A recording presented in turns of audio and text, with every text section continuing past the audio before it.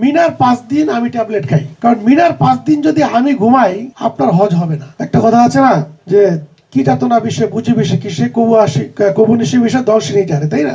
এজেন্সির মালিকই বুঝে আসলে হজ অপারেট করা এটা কতটা কঠিন কাজ। এটা আমি ওই দিন ট্রেনিং এ হাজিদেরকে বললাম, হাজি সাহেব মিনার 5 দিন আমি ট্যাবলেট খাই, কারণ মিনার 5 দিন যদি আমি ঘুমাই আপনার হজ হবে না। অর্থাৎ আমি ট্যাবলেট খেয়ে বলতে আমি জাগ্রত থাকি, আমি এই 5 দিন হয়তো গড়ে 1 ঘন্টা 2 ঘন্টা এতটুকু আমার ঘুম হয়, কখনো শরীরটা একটু নড়াচড়া করি, একটু শুয়া রেস্ট নেই আধা ঘন্টা 1 ঘন্টা এতটুকু, এর বাইরে কোনো ঘুম নাই। যদি আমি ঘুমাই আপনার হজ হবে না। এরকম পরিশ্রম করে কষ্ট করে এজেন্সির মালিকরা হজ ব্যবস্থাপনা রাখে, তারা সুন্দর করে। এরপরেও সবচেয়ে কষ্টের বিষয় কি জানেন? সবার মানে তীরটা এজেন্সির মালিকদের দিকেই থাকে।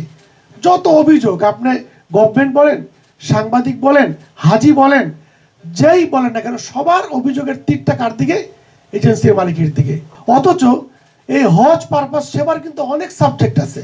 বিমান হাজিদেরকে সেবা দেয়, হোটেল হাজিদেরকে সেবা দেয়, সৌদি গভর্নমেন্ট দায়িত্ব পালন করে, বাংলাদেশ গভর্নমেন্ট দায়িত্ব পালন করে, কারো বিরুদ্ধে কোনো অভিযোগ নাই। তারা অনেক বড় বড় অভিযোগের ভাগিদার, কিন্তু অভিযোগ হয় না। কার বিরুদ্ধে অভিযোগ হয়? এজেন্সির মালিকের বিরুদ্ধে। গত বছর আমরা হজের পরে অভিযোগ জমা হয় আজকে আপনার ঢাকা সৌদি আরবের হজ অফিসে, বাংলাদেশের হজ মিশনে।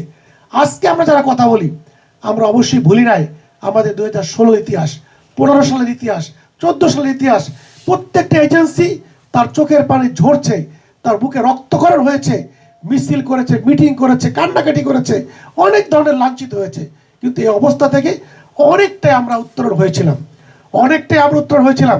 কিন্তু আমরা এখন যে পর্যায়ে 25 সালে এসে চ্যালেঞ্জের মুখোমুখি হয়েছি, এই চ্যালেঞ্জ কিন্তু আমাদের অতীতে কখনোই ছিল না। কিন্তু আমরা এই চ্যালেঞ্জকে মোকাবেলা করে মোটামুটি একটা পর্যায়ে এসেছি। বাকি সামনে যে দিনগুলি আছে এখানে আমাদের চ্যালেঞ্জ রয়ে গেছে। তবে এখানে আমি মনে করি এটা যে বাংলাদেশ গভর্নমেন্ট, আমাদের মাননীয় উপদেষ্টা উনি থাকলে আমি ওনার সামনে কথাগুলো বলতাম। উনি উপদেষ্টা হয়েছেন আমাদের ত্যাগ এবং কোরবানির বিনিময়ে, তাই না? আমরা রক্ত দিয়েছি, আমরা মিছিল করেছি, মিটিং করেছি, আত্মত্যাগ করেছি। এরপরে আমাদের দায়িত্বে আজকে যারা আছেন বাংলাদেশের। কিন্তু আমি দেখলাম হজ মন্ত্রণালয়, এনায়েতুল্লাহ ভাই বলেছেন একটা কথা যে এখানে কাজের অভিজ্ঞতার ব্যাপার আছে। হ্যাঁ, অভিজ্ঞতার ব্যাপারও আছে। আবার অভিজ্ঞতা বেশি হয়ে গেলে তখন এখানে সে কারিশমা করতে চায়। এই কারিশমা খেলতে গিয়া তখন তার দ্বারা এই ব্যবস্থাপনা চরম ক্ষতির সম্মুখীন হয়।